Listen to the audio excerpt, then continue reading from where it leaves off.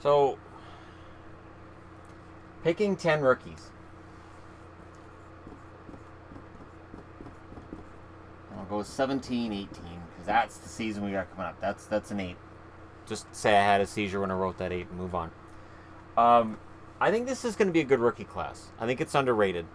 It's underrated because it doesn't have Lane Matthews. It doesn't have as sexy, in terms of storylines, the kind of guys that you saw last year, and it doesn't have a McDavid or an Eichel. But I think it's going to be a very good draft class. So I'm going to go through the ones that I personally, as a hockey fan, am most excited to see. Now, number 10, I couldn't come up with one. I couldn't. I don't know which Philly defenseman is going to be more exciting to watch this season, but Philly's defense, I am so stoked to see how their defense does. Now, it's funny because I'm not projecting them to make the playoffs. Why would I be excited about all these defensemen? That's part of the reason why I'm projecting them to get better later. When defensemen come in young, your odds of seeing a lot of mistakes go up. And they go up a lot. Number 9.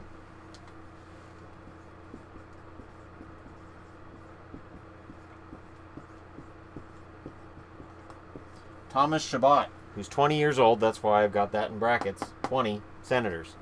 Chabot flirted with the team last year in terms of making the team, but he came in out of shape, and there was a lot of public harumphs about Chabot. Most young guys will learn from that. Not every player just continues to be lazy.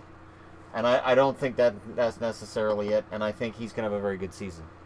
But defensemen usually offensively grow. You're not going to see a defenseman come in usually and score 35, 40 points. So that's why he's lower on the list than he otherwise might be.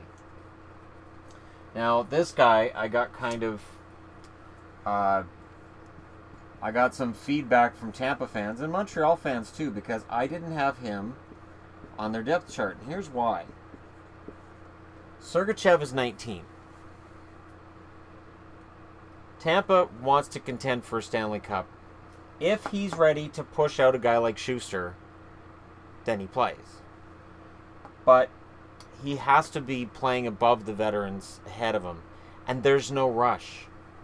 See, in Montreal this year, there would have been a rush to get him in there because of the style of hockey he plays and because Montreal needs that.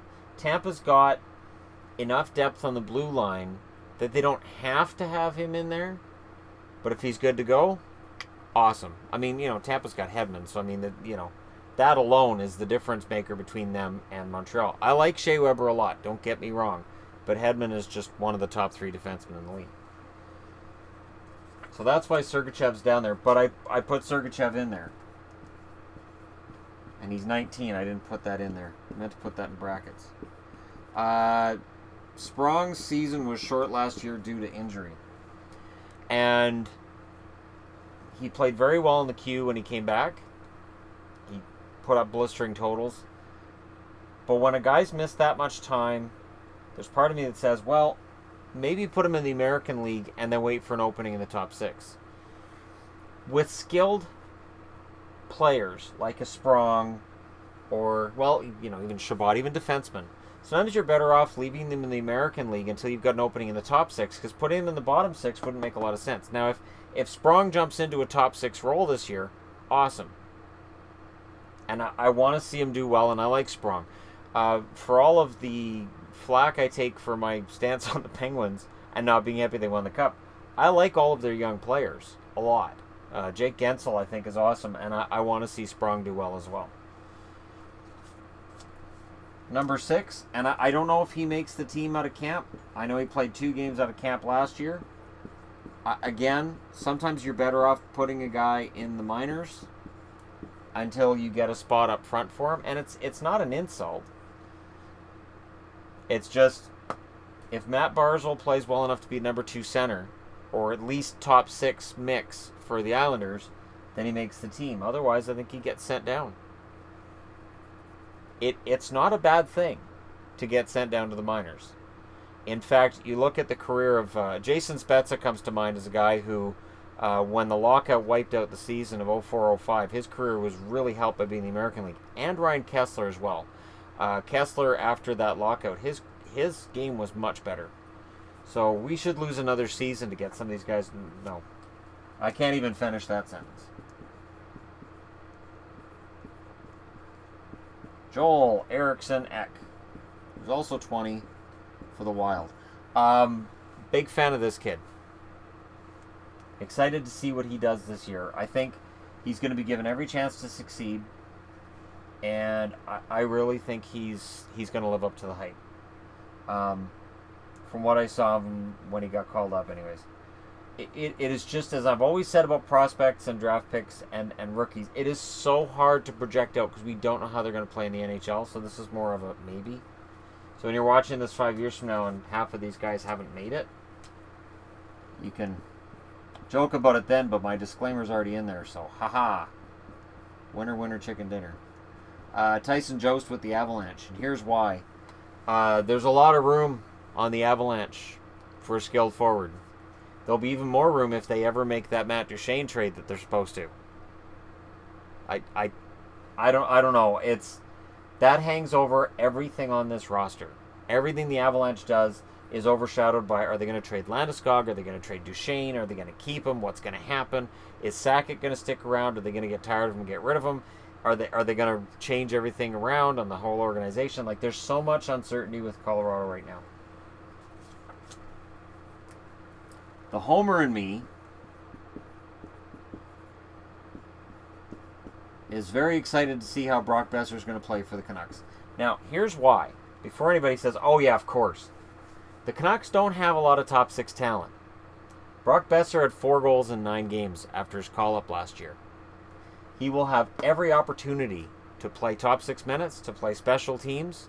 I think both power play and penalty killing they're going to try him at. I think he's going to have every opportunity to succeed.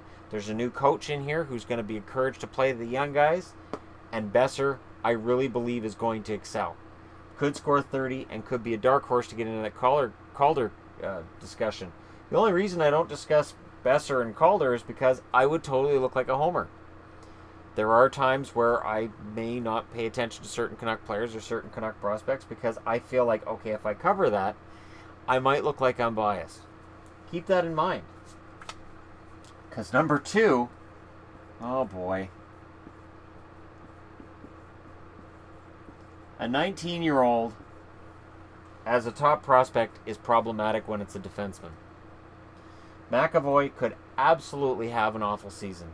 McAvoy could be placed in a position where, because of the playoffs he had, that they say, all right, this kid's ready, and they throw him into the Wolves, and he could fall apart.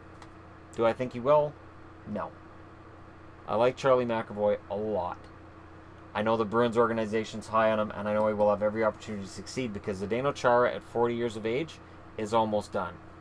And they need an heir apparent, and Charlie McAvoy, at the very least, plays an all-around game that, you know, I haven't seen Boston have a really good all-around defenseman that can do everything since Bork, and it'd be nice to see that again. I know Chara did a little bit, but Chara was not Bork.